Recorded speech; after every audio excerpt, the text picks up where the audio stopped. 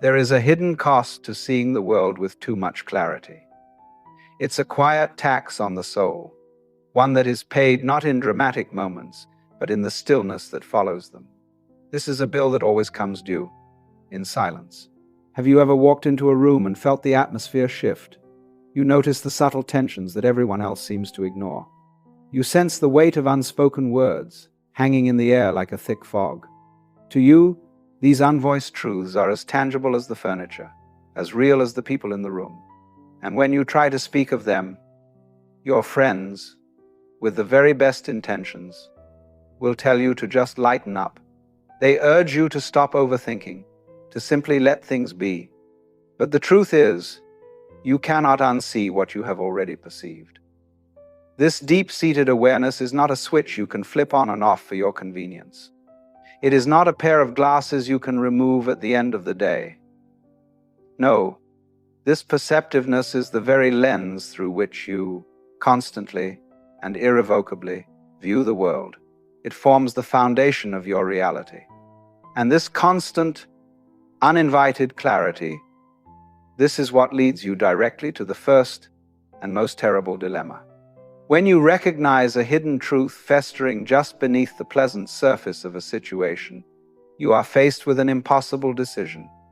It is a fork in the road of your own integrity. Do you give this truth a voice, grant it sound and air, and in doing so, risk the inevitable consequences? Or do you consciously choose to bury it? Do you take this piece of your own understanding and hide it away in the dark soil of your mind, hoping it will decompose without a trace? If you speak, you instantly become the target. You will be labeled as negative, as difficult, as the one who always ruins the fun. You become the inconvenient truth-bearer in a world that has a profound preference for comfortable lies. But if you choose silence, if you swallow your own insight like a bitter pill, then you are committing a slow, insidious betrayal of your own mind. Every single time you consciously deny what you know, in your bones, to be real, you are chipping away at your own foundation. You are teaching yourself that your own lived experience is invalid, that your senses cannot be trusted. And with each of these chips, a quiet fracture, a hairline crack in the very core of your being, forms within you. I remember a specific team dinner, a lavish celebration for what was being called a huge success. The champagne was flowing freely. But the laughter was a little too loud, a little too forced, echoing with a hollow sound. The compliments being exchanged were a little too vague, skillfully skipping over any specifics and landing only on empty, safe platitudes. I saw the cracks not in the project itself, but in the fragile foundation of the story we were all telling ourselves. The signs were there, in the averted gazes, in the too quick changes of subject, whenever a difficult topic was approached. And when I softly, almost apologetically, pointed out a single potential issue I had observed, the entire table went cold. The warmth and camaraderie vanished in an instant, replaced by a frost of collective disapproval. It wasn't a debate. There was no engagement with the point itself, no reasoned discussion. It was simply a wall, a solid, impenetrable wall of collective denial. This experience, and countless others like it, brings us inevitably to the second great danger, the backlash. When you are the one who disrupts a comfortable illusion that a group is desperately clinging to, the crowd will never thank you for your service to the truth. They do not see you as a savior. Instead, you become the problem. Your very awareness, your simple act of seeing what is there, is treated as the primary source of the trouble. It's a brilliant and almost entirely unconscious trick of the human psyche. If they can succeed in making you doubt your own sight, if they can successfully reframe your clarity as a personal character flaw, then they never have to confront the unsettling, messy thing you have so clearly pointed out. They shoot the messenger not out of pure malice, but out of a deep biological need to preserve their own psychological equilibrium. But the third danger we must face is by far the most corrosive and the most personally devastating of all. When you are constantly tuned, like an exquisitely sensitive radio receiver, to the hidden frequencies and emotional broadcasts of those around you, you slowly begin to lose the signal of yourself. You have to stop and ask, whose tightness is this in my chest? Whose free-floating anxiety is this I'm feeling? Is this my own authentic sadness, a genuine response to events in my own life? Or did I just unconsciously absorb it, like a psychic sponge, from the person sitting next to me on the bus this morning? This constant internal sorting and sifting, this relentless detective work on your own emotions, creates a profound exhaustion that sleep cannot cure. It is the terrifying feeling of your own identity, your own core preferences, desires, and emotions, slowly dissolving and being replaced by the chaotic, emotional static of everyone else. You become a container, a mere vessel, for feelings that are not your own. And a container, by its very nature, has no identity of its own. It is defined only by what it holds.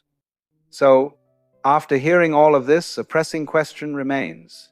Is the answer to just shut it all down, to forcibly numb your senses and choose a deliberate blindness?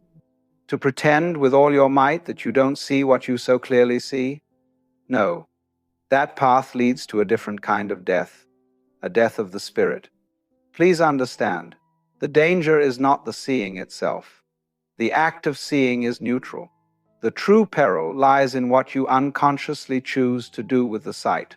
The real risk is found in that unconscious compulsion, that knee-jerk reaction to immediately fix everything you perceive. You see a friend trapped in a fragile, crumbling relationship, and you feel a powerful, moral imperative to repair it, to point out every flaw. You sense a colleague's quiet, building despair, and you believe you are obligated to rescue them, to offer unsolicited salvation. This, right here, is the critical line you cross from being a witness, a compassionate observer of reality, into being a martyr, sacrificing your own inner peace on the altar of other people's unconsciousness. Let's hold on to a clear image. Imagine you are walking through a forest and you come upon a muddy, turbulent pond. The water is churned up and completely opaque. You can see this reality clearly. In this moment, you have two fundamental choices. You can either jump directly into the water and thrash about, trying to push the sediment down, grabbing frantically at the swirling dirt, exhausting all your energy, while, in fact, making the water even dirtier and more unsettled with your frantic movements. Or you can simply stand on the bank, note its current condition with clarity, and trust with a deep, patient trust in natural processes, that it will clear on its own, in its own time, when the conditions are right. Your frantic, well-intentioned intervention rarely, if ever, helps. True power, you see, lies not in the struggle, but in the patient, unwavering trust. This crucial understanding marks the pivotal shift, the great internal migration, from compulsive fixing to compassionate witnessing. It is at this point that your perception truly transforms. It becomes a genuine gift not when you use it as a tool to change others, to manipulate them into seeing what you see, but when you can learn to hold a sacred space, a field of pure, non-judgmental awareness that allows people to be exactly as they are, right now, in their current state of understanding.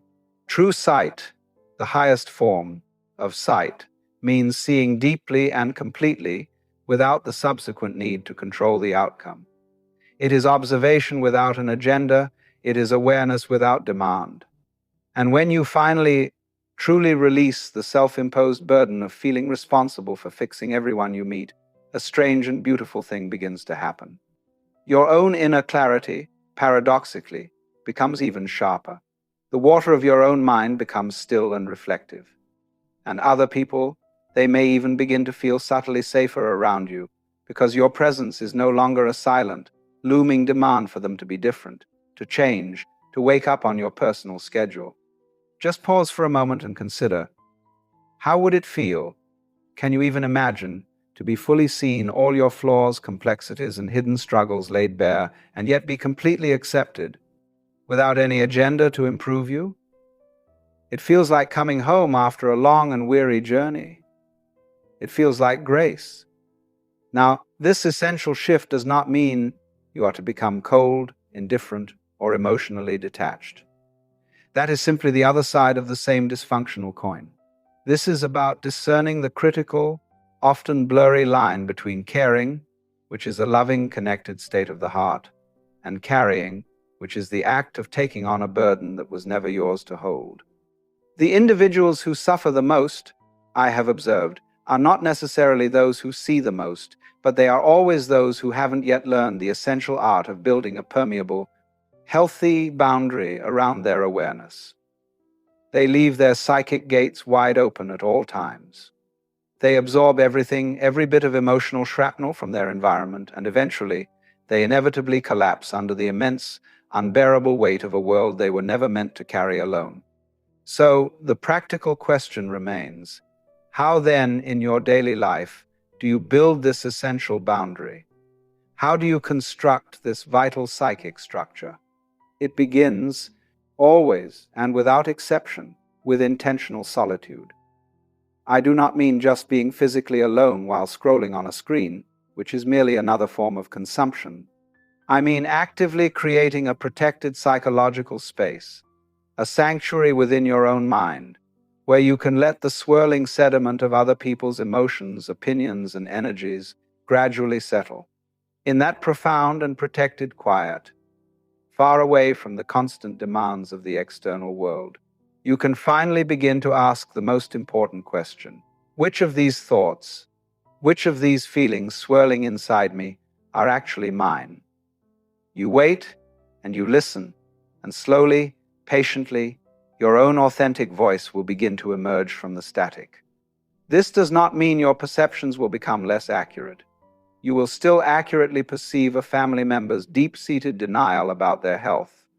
You will still sense a company's looming crisis from a mile away. The objective truth of your insight is not in question here. The critical question, the one that ultimately defines your peace, is this: what is my actual responsibility here? What is truly mine to hold, and what is mine to consciously release? Often, and this is counterintuitive, the most powerful and wise action you can take is no external action at all. It is the patient, internal holding of a difficult truth, like a sacred seed in the palm of your hand. You do not need to force it to grow. You do not need to plant it in someone else's garden. You simply hold the space for it, with compassion, until the world, or that specific person, is internally ready to see it too.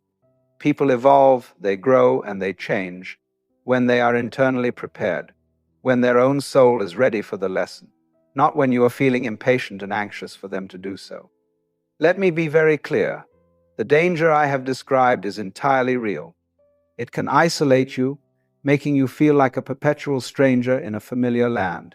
It can drain your spirit like a slow, persistent leak in your vitality. But this does not have to be your eternal fate. The gift and the burden are, and always will be, two sides of the very same coin. One cannot exist without the other. The key, the great work of your life, is in learning to carry this exquisite awareness with conscious, gentle, and steady hands. And please, remember this one. Comforting truth above all others, you are not a solitary watchman, standing guard on a lonely tower in the deep of the night. There are others out there in the darkness, other souls who see the world through a similar lens, who perceive the same subtle frequencies. Finding your tribe, those rare and precious people who understand this unique sight without requiring lengthy explanations or justifications, transforms the inherent danger of perception into a profound and life-giving connection. In their eyes, you are reflected back to yourself, not as a problem to be solved, but as a whole person to be cherished. Your clarity, when wielded with this kind of grounded wisdom, stops being a lonely burden. You must shoulder alone and becomes a quiet, steady light, a lantern you can gently offer to a world that is still learning, still stumbling, still learning how to see. Your only job, your most sacred duty, is to simply remain awake, to keep your eyes open, no matter how tempting it is to close them, to tend faithfully to your own light, and to trust, deeply and completely, that this is always enough. Now, if this journey has resonated with you, if you have seen your own reflection in these words, please give this video a like. It truly, genuinely supports our channel, Philosophy for the Life. Thank you for watching, and thank you most of all for choosing to remain awake.